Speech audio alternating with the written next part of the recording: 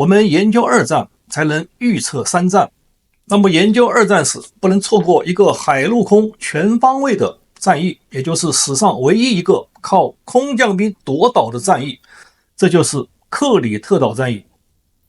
1941年5月，在希腊的克里特岛爆发了一场英联军和德军为争夺战略要地克里特岛的激战。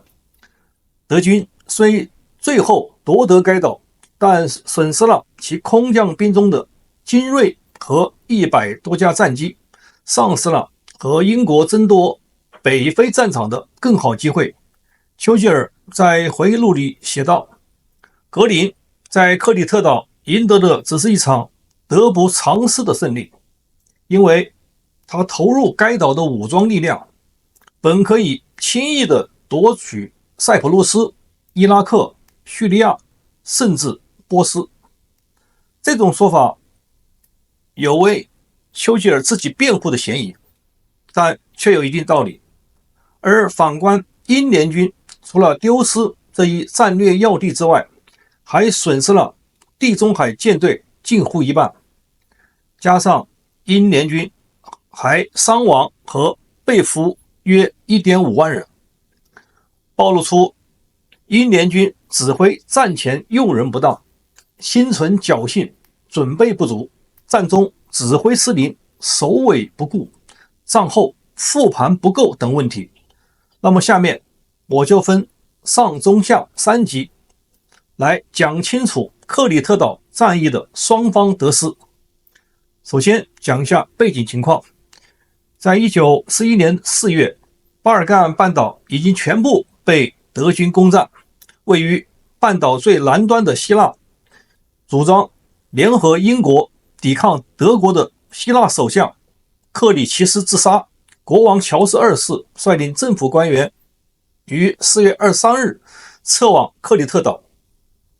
克里特岛是希腊最大的岛屿，也是地中海的第5大岛屿，它地处东地中海的中央位置，向西是马耳他岛与西西里岛，而东边则是塞浦路斯岛，越过塞浦路斯岛就是叙利亚，这里是盟军的地盘。在西北方向则靠着希腊南部的罗伯奔尼撒半岛，此时德意联军正集结在此。在北面是新罗齐普的小岛，如圣托里尼岛等，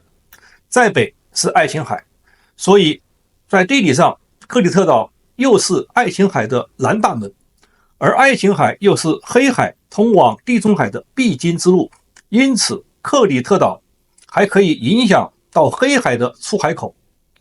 在东北方向有罗德岛和土耳其，向南300来公里则是北非的海岸，向东南到英军的亚历山大港只有560来公里。占领克里特岛以上这些地方都在岛上的空军覆盖范围，所以克里特岛在军事上具有重要的战略价值。德军如果占领该岛，空军便可以控制东地中海海域，威胁英国在地中海区域和中东的阵地，并且保障罗马尼亚油田不受克里特岛英国空军的袭击，并可让该岛作为入侵中东各国的前进基地。对于英国来讲，克里特岛是防守英国在埃及的战略基地和苏伊士运河的前哨阵地。所以英国首相丘吉尔为确保英国在地中海、北非和中东的利益，决定坚守克里特岛。克里特岛又窄又长，东西长257公里，南北平均宽32公里，最窄处只有11公里。全岛到处都是山脉，各处山脉的主峰海拔都在1800米以上，陡峭难行。岛上的河流非常湍急，对部队的运动构成了严重的阻碍。沿岛北岸仅有一条东西走向的公路，从海上可以观察到公路大部。岛上南北之间仅有屈指可数的几条小路可以通行。因为山地多，而且陡峭，所以英军各个驻防部队之间就会缺乏行之有效的通信手段。这就意味着，即使英军明确了敌人的进攻方向，也不可能迅速的集结部队进行支援和反击。而且敌人还可以孤立英军的各个防御支撑点。英军大部分的防御点都依赖港口的补给才能守得住。其实岛上的电话通讯不算太差，几乎每村都有电话，但是这些电话线都是沿着道路铺设的，一旦开战很容易就被破坏。另外，机场和港口集中在岛的北部，有3个港口，3个机场，马里姆、雷西姆隆和伊拉克林各有一个机场。这就埋下了英联军的第一个错误，没有建立起诸如飞鸽通信或者人为传信的机制，埋下了战役期间通信和指挥失灵的一个恶果。德军的进攻在5月份，这正是克里特岛的初夏，此时的气候是晴空万里，阳光普照，非常适合德国空军的作战。不过岛上的居民在岛屿北侧的一些缓坡上种植了很多葡萄、橄榄树以及杏树林，这就为英军提供了天然的隐蔽与违章条件，可以阻碍德军的空中侦察。德军的主战场选在了东北方向的，在马里姆与干利亚之间。这一片大部分是连绵的丘陵地，一直延伸到海边，其中有很多又窄又深的峡谷。这种地形有利于德军的渗透作战，同时呢又限制了英国的反击部队。总而言之，克里特岛的地形不适合在东西南3个方向从海上或空中实施登陆作战，只有北边沿海平原一带适于登陆。同时又因为优良的港口和沿海公路在马里姆与干利亚附近，所以德军选择了在此处进行空降登陆作战。这在战前得到了双方的一个共识，也就不存在空降兵奇袭敌人的效果。我们再来看一看战前双方的准备。英军在克里特岛的守军约3万人，基本上是从希腊本土败退撤至该岛的英国远征军，此外还有希腊军队约 1.4 万人。守岛部队番号众多，士气低落，装备低劣，火炮不足，没有飞机，坦克仅6辆，缺少通讯工具。1941年4月下旬，中东英军总司令维贝尔获得德军即将对克里特岛实施突袭的情况，遂根据丘吉尔提议任命岛上新西兰远征军总司令弗莱伯格少将，被任命为克里特岛的盟军司令，由他统一指挥该岛英联邦军队和希腊军队，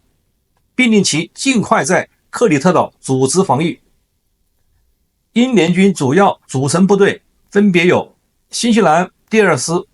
缺第6旅及师团直辖部队，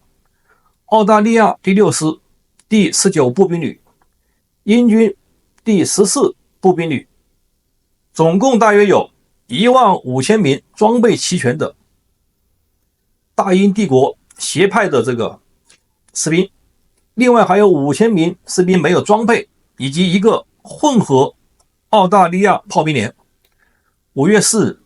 弗莱伯格拍发电报给中东英军总司令维贝尔，要求将1万名没有或欠缺装备的士兵撤走，以免为本地平民带来麻烦。但只有少数人能在战前离开。弗莱伯格判断，德军主力将从海上登陆，同时会用空降兵夺取机场、港口，因此决定以苏达湾港和岛上的3个机场为中心，构成支撑点式防御。这是他犯的一个重大的战略错误，属于主观判断，没有采信之前的德军空降为主的情报。另外，他亦受其上司的约束他曾要求破坏在岛上的机场，如果被德军攻占亦不能被德军利用来空运增援部队。但这个要求被其上司否决，因为他的上司考虑当战役胜利后可以利用这些机场攻击德军。就在5月16日，英军击落了一架德军侦察机，被俘的飞行员供称，攻击在未来48小时里开始，所以5月17日开始，守岛部队进入了高度的戒备状态。英军的布防情况为：西部马利木防区由普迪克准将指挥，包括新西兰第5旅、希腊军3个营、4个炮兵营，新西兰第4师为预备队，共 1.2 万人防守。中部苏达湾防区由维斯顿少将指挥，包括英海军陆战队、澳大利亚军1个营和诺森伯兰轻骑兵。威尔士第1营为预备队，共 1.5 万人。中部雷辛姆防区由瓦奇准将指挥，包括澳大利亚步兵第19旅的2个营、希腊军的4个营和克里特岛1个警察营，共7000人。东部伊拉克林防区由查佩尔准将指挥，包括新西兰军3个营、希腊军3个营、澳大利亚军1个营和1个英炮兵团，共8000人。岛上的装甲部队是英军轻骑兵第3团仅剩的6辆坦克，部署在3个战场上。防空力量只有3个轻型高射炮连和2个重型高射炮连。由于在克里特岛德国空军有绝对的优势，所以德军指挥部决定指挥此次战役交给德军第4航空队司令斯佩讷尔。第4航空队下辖斯图登特的第41航空军和里希特霍芬中将的第8航空军，其中第11航空军是空降部队，下辖10个空军联队，拥有600架运输机、100架滑翔机、1个侦察机中队。第7空降加强师总兵力约 2.5 万人。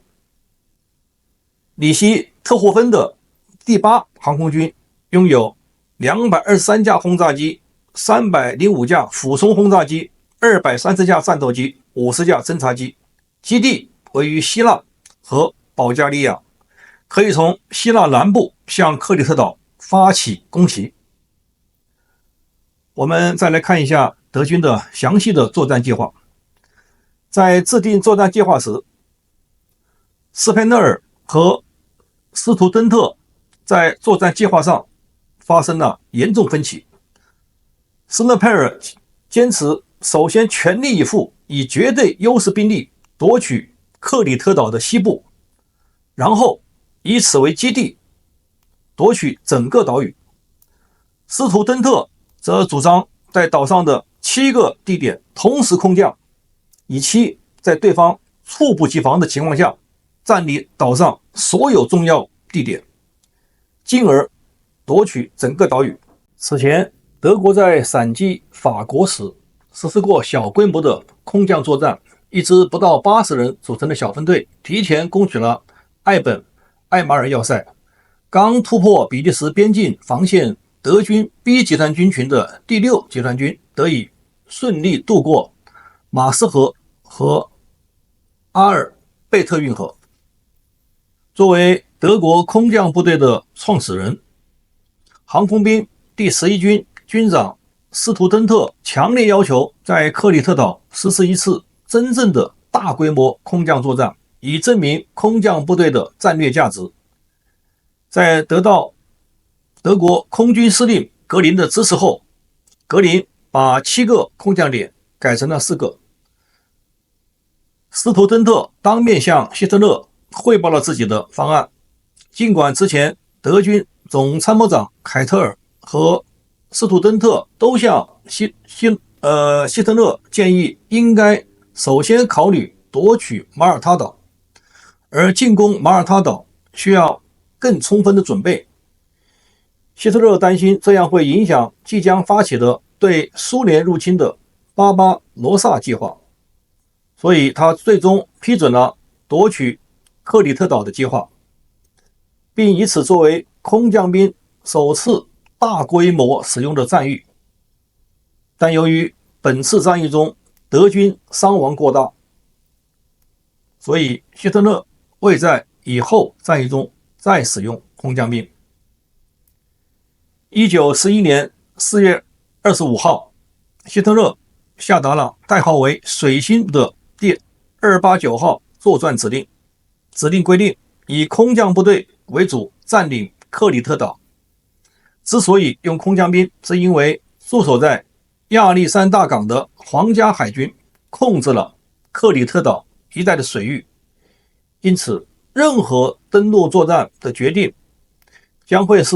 从空中优先考虑，多于从海上，以降低战役的风险。加上德国空军的强大，因此决定实施空降入京。整个战役大致分为4个阶段，即夺取制空权、占领登陆场、集结兵力和歼灭岛上防守部队这4个阶段。为保证得到空军的全面支援，最初的空降突击分为2个波次实施。首先，第一波突袭西部的马里姆和苏达港地域，然后待运载第一波部队的飞机飞返后，第二波突击雷辛普隆和伊拉克林地域。这2个波次将得到伞兵部队的加强和机降部队的支援，继而得到海上登陆部队的支援，直到占领全岛。德军投入兵力具有第4航空队所属的第8、第11航空军，装备轰炸机433架，歼击机233架，运输机500架，侦察机50架，运输滑翔机72架，以及隶属于第11航空军的第7空降师，再加上1个独立空降团，第5山地师，以及登陆部队约7000人和各种舰船约70艘。其作战部署为：第7空降师辖伞兵第1、第2、第3团和空降兵独立团组成空降突击集群。第5山地师为预备队，准备实施机降或登陆增援。第8航空军负责空中掩护和火力支援，海军东南舰队负责海上支援。空中突击机群分为3个集群，分别在4个地点空降。西部集群由空降独立团组成，空降突击马里姆地域。中央集群由第7空降师第2团、第3团组成，突击苏达港和雷西姆隆地区。东部集群由第7空降师的第1团以及第2团主力组成，负责夺取伊拉克林机场地域。按此计划，德军将得到克里特岛东南岸登陆的意大利军的支援。从德军的作战准备来看，德军凭着希腊的军事基地所享有的对克里特岛的绝对的制空权，各种军机达到1200多架，对守军的几乎为零的军机形成了碾压式的空中优势。要知后面战役过程如何，守军有无取胜机会，请听下集分解。让你能够听到我的心，什么时候也能把我想起。